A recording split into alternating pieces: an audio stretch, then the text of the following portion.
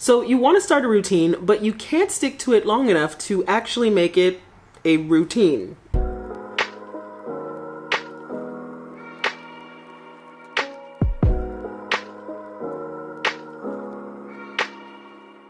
Hey, I'm Charla. I'm a writer turned coach who's on a mission to help you bust through perfectionism, procrastination, and self-doubt so that you can get to work. Pretty much everyone says that sticking to a routine is the key to success in school, work, fitness, and anything we want to accomplish in life. But what if you, like me, have always been someone who struggles to stick to a routine? Does it mean that we're doomed to be failures? Or is there some secret to sticking to a routine that everyone else seems to know, but we don't? I've always struggled to stick to routines, and it used to be something that made me feel really defective. Like there was just something about me that made it hard for me to stick to routines when everyone else seemed to be able to just suck it up and do it. But after starting and quitting routines hundreds of times, I've realized that that belief that I was defective is exactly what was holding me back from being able to maintain one. So why is it so hard exactly for some of us to stick to routines? I think it's that many times we're trying to create a routine for the person we aspire to be instead of for the person we are in the moment. Our habits and routines make up the sum of who we are. So when we're creating a new routine, we're not just creating a new schedule. We're also creating a new self. That gap between your old self and your new self is usually the period when most people give up. But if you actually want to stick to a routine, the secret is to be patient and encouraging with your old self as you usher in your new self. Here are 6 tips to help you do just that. Tip number 1 is to remember that your new routine is a way to care about your well-being. I make so many excuses when I'm trying to bail myself out of doing something I don't want to do. I'm tired. Or YOLO, we're all gonna die, so what's the point anyway? And so on and so forth. But I've noticed that when I think about the overwhelmingly positive effect a routine like working out will have on my life, like the fact that I'm gonna have a lot more energy, my sleep will be better, I'm gonna look better in my clothes, or I'll feel better. When I put all those things into perspective, it makes it a lot more likely that I'm actually gonna follow through with that routine than not. So what overwhelmingly positive benefit will your new routine bring into your life? The more you keep those benefits in mind, the more likely it is that you'll stick to your new routine. Which is a nice little segue to tip number 2, which is that in the event that you fall short of or do not reach your goal, to view this as information instead of as failure. This tip is really about bringing an experimental approach to creating your new routine. Let's say your new goal routine is to work out 5 days a week, but that first week you only end up making it to the gym 2 out of the 5 days.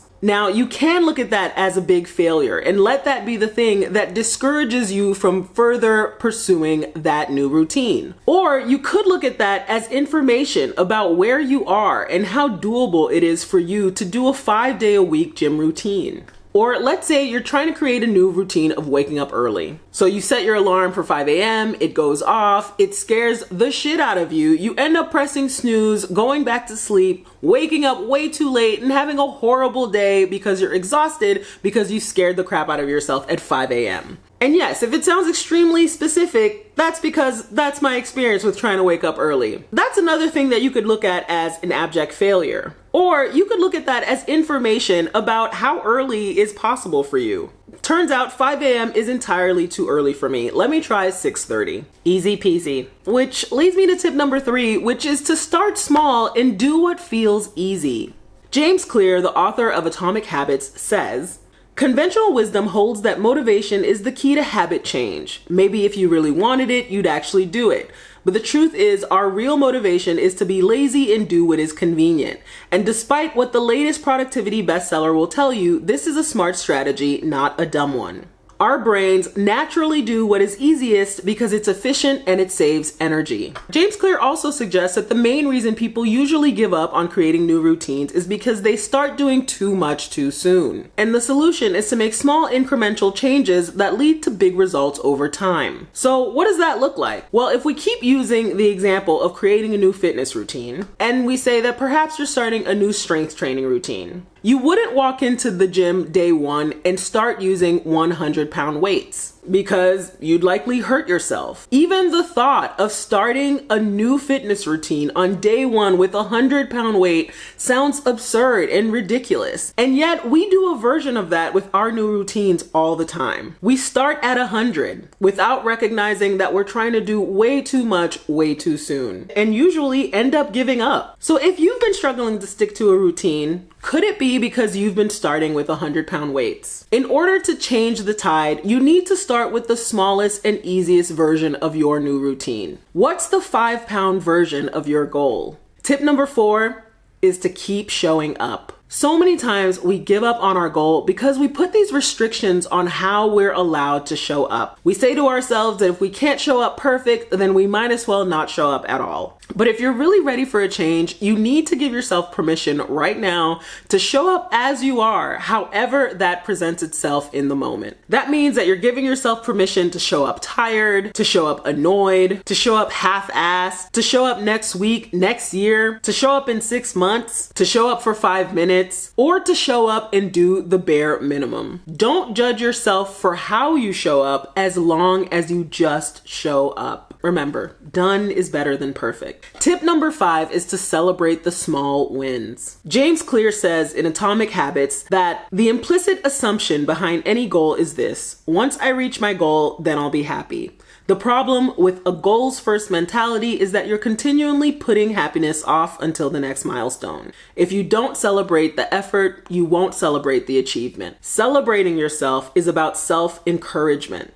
It's about being your own cheerleader and actually living in and appreciating the present moment instead of putting off your celebration for some distant future. So many times we fail to celebrate our small wins because we're always waiting for that big future result. But the truth is that celebrating yourself and encouraging yourself is also a habit. And if you don't do it during those small achievements, you're much less likely to do it once you reach that big achievement. Or what will happen is that you'll feel a brief moment of happiness or satisfaction, and then you'll immediately be looking towards the next goal for that next hit of happiness. It means that the goalpost is always moving and there's never any real contentment, which makes it incredibly hard to ever feel like you're making any progress in your goals, which again makes it much more likely that you'll quit a new routine long before you're ever able to see the result. And tip number 6 is to be patient and compassionate with yourself as you try to change old habits and patterns. Self-criticism is a poor motivator. Even if it feels like a motivator for a while, eventually it burns you out. What actually helps us become that new version of ourselves is patience and self-compassion. So don't beat yourself into submission. Instead, cheer yourself on. Well, I hope that those tips were helpful and help you in establishing your new routine. You got this. Until next time, get out there. Get to work. Here at Get That Work, we are anti-hustle culture. We say no to never sleeping and a big hell no to burning out in the name of capitalism. Instead, we say a big hell yes to caring about our well-being and working in a way that feels good. If you like this content and found it helpful, please like, subscribe, and share.